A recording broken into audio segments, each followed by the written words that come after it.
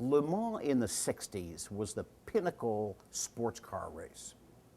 And it was always dominated, not always, but for a long time in the mid 60s and later 60s, was always dominated by Ferrari. And I think my father wanted to prove that Ford and its technology and its powertrains were superior to Ferrari. So off they went to create some vehicles and go to Le Mans and beat Ferrari.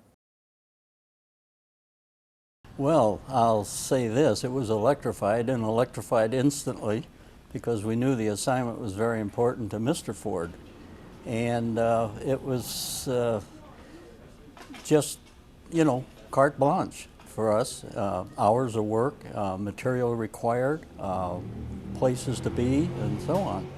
So we knew the mission was important from the very get-go.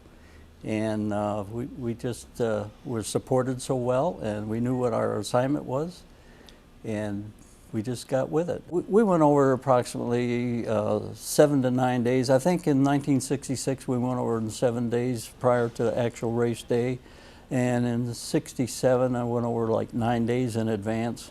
We had a little more, well, you might say a bigger checklist, so it was going to take more time. Once the cars arrived at Le Mans, the advanced team had leased half of a Peugeot dealership, and that was the garage that we worked out of. And we completely dismantled the cars, and of course we didn't go inside the engines, but the brakes, the suspension, wipers, lights, turn indicators, and all that.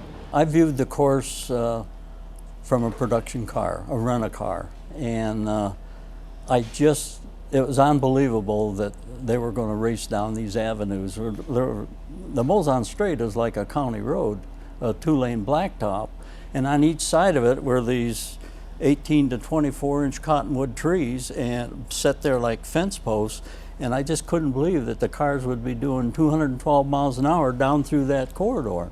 It was, and then at the end of the Mose Straight, it was a 90-degree turn, so the car was from 212 miles an hour down to a braking stop, and maybe he jerked around the corner at 28, 30 miles an hour. We had a variety of incidents that happened to the cars. We had a transmission fail. We had a rear body come off at high speed on the Mose Straight.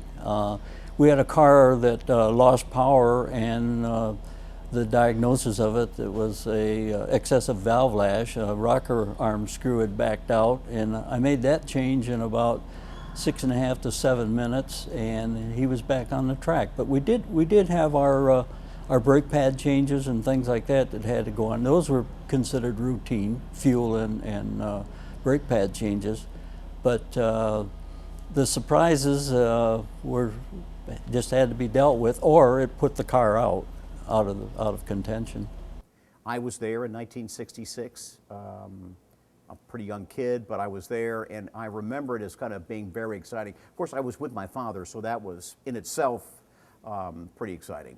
But Johnny Agnelli, who was the chairman of Fiat, and they owned Ferrari then, was there, and you know, it was the race. We had 6 cars. We thought we were going to beat Ferrari, and then of course when we came in 1, 2, and 3 and beat Ferrari, that was obviously the most exciting moment. Well, I was going to say the birth of my children was the most exciting moment, but that was a pretty exciting day for Ford. But at that time, a lot of tears, a lot of joy, that was a little bit before glad handing and and things of that. But I think the rewarding moments of that was the smile on Mr. Ford's face, because he so dearly wanted to win that race because of the Ferrari controversy of company ownerships and things like that. That you just really felt like that okay, you had made a fine contribution, because there's that gentleman, very satisfied, and it was a glow that just lasted for weeks. In fact, it's lasted 45 years. I was on the project constantly. We got home and we started making preparations for 1967. We had a lot of modifications to the engine that we felt was going to give us a little more dependability. and reliability. The power we had, we were satisfied with the power, and the car hadn't changed any as far as weight, so we didn't have to really come up with additional power. But we wanted to assure ourselves of reliability, so we continued with that 17G testing for a major portion of the year. And then, of course, we did, there was other races that was racing with the Le Mans style level of design, other tracks in Europe that we went back and did 12-hour, 24-hour races. But our first preparation was to do another Daytona 12-hour, and that was like the final polish of tuning. And shortly after that, it was just build a reserve of engines and get ready to ship over. You know, it's been said many times that you should get out when you're on top. So then going back the second year, we had the win. It would have probably been embarrassing if we didn't. But anyway, again, Mr. Ford was right there. He was with the whole event. And again, he was just as interested in '67, just as excited that he had his family with him, and they pretty much roamed the pit area for the 24 hours the race was on.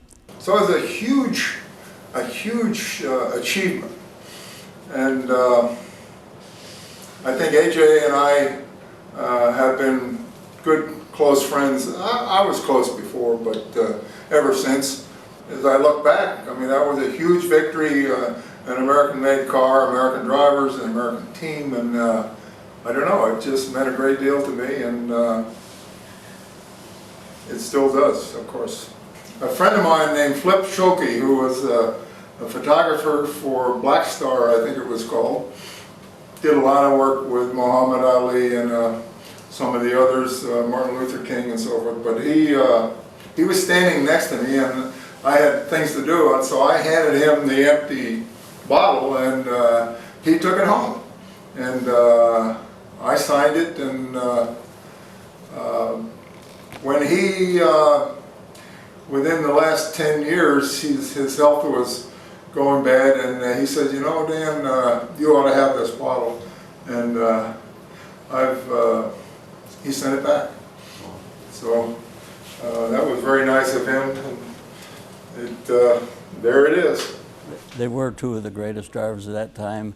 And of course, I think any race fan that's followed racing knows that the fellas are direct opposite. Mr. Foyt is very short and temperamental, and he gets very excited himself and can't hold himself back. He wants to grab the wrenches and start doing things for himself. Mr. Gurney is quite the gentleman, even though he can handle a race car and take the you know, the pressure and the stress, and he's always a gentleman. But it was great working with both of them, and I've probably stayed closer to Dan than AJ over the years, only because I respected him that much. The excitement pretty much followed the level of the first year, maybe elevated a little bit because we did it 2 times in a row.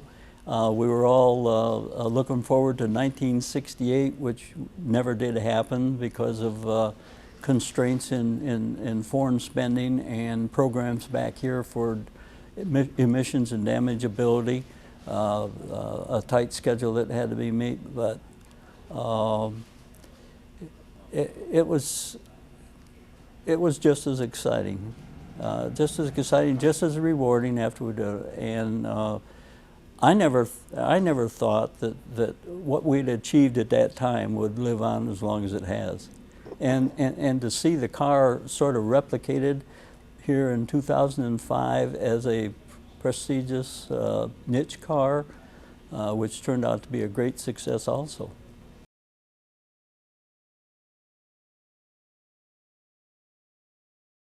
Well, there was a lot of technology that come out of our program that went into production in true time after the alloys and the clearances and the bearing materials and stuff like that was well tested for the production car.